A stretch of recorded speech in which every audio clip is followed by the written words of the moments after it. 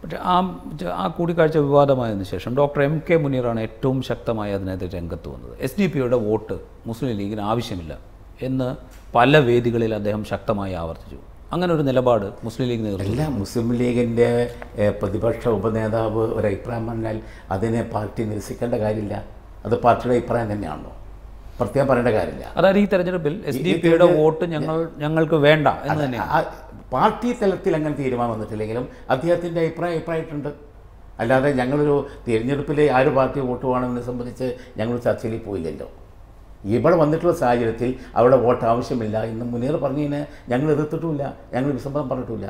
അല്ല, ഇതിലൊരു വ്യക്തത വേണം. അപ്പോൾ മുനീർ ഒരു കാര്യം പറയുന്നു, ഞങ്ങൾക്ക്, അതായത് മുസ്ലിം ലീഗ് എന്ന പാർട്ടി SDP വോട്ട് വാങ്ങി തെരഞ്ഞെടുപ്പിൽ മത്സരിക്കുകയും വിജയിക്കുകയും ചെയ്യുന്ന ഒരു സാഹചര്യമുണ്ടെങ്കിൽ മുസ്ലിം ലീഗ് പിരിച്ചുവിടുന്നതാണ് നല്ലത് എന്ന് MK മുനീർ പറയുന്നു. അത്ര ശക്തമായാണ് മുനീർ ഇക്കാര്യം പറയുന്നത്, SDP വോട്ട് വേണ്ട എന്ന കാര്യം പറയുന്നത്.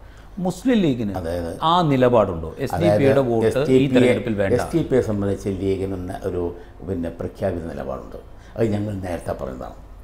അവരുമായിട്ടുള്ള മെമ്പർഷിപ്പ് നടക്കുന്ന കാലത്ത് പോലും അവർക്ക് മെമ്പർഷിപ്പ് കൊടുക്കുന്നത് സൂക്ഷിക്കണം എന്ന് പറഞ്ഞിട്ടുണ്ട്. ഞങ്ങൾ അവരുമായി ധാരണ ഉണ്ടാക്കരുത് എന്ന് പറഞ്ഞിട്ടുണ്ട്. അതുകൊണ്ട് ഈ പ്രശ്നങ്ങളൊന്നും വരുന്നില്ല.